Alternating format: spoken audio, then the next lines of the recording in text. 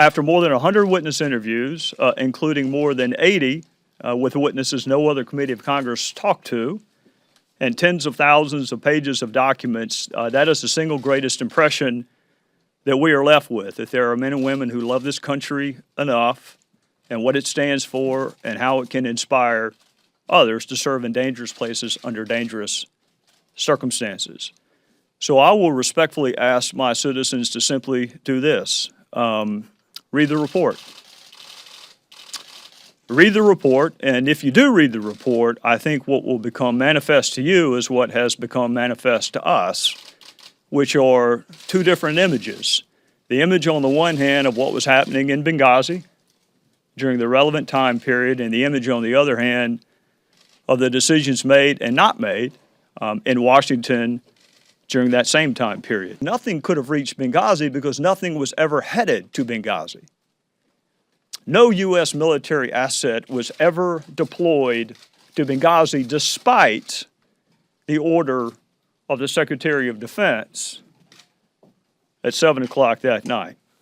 So Washington had access to real-time information, but yet somehow they thought the fighting had subsided. Washington had access to real-time information, but somehow they thought these fighters were going to evacuate, even without the remains of the ambassador, and without asking how is that evacuation supposed to be effectuated? How were you supposed to get from the annex to the Benghazi airport, because it took you almost 3 hours to get from the airport to the annex? Who is supposed to take you? So those are the decisions being contemplated and discussed in Washington.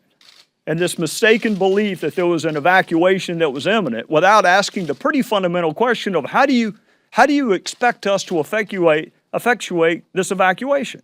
You can't begin to exercise the leadership you need to exercise if you don't understand what's happening on the ground.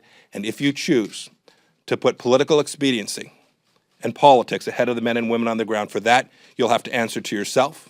I find it morally reprehensible and behavior that if it was your son or your daughter or one of your family members or friends who were on that ground that night and you watch the actions in Washington, D.C., you'd have every right to be disgusted with the response from the senior American leaders.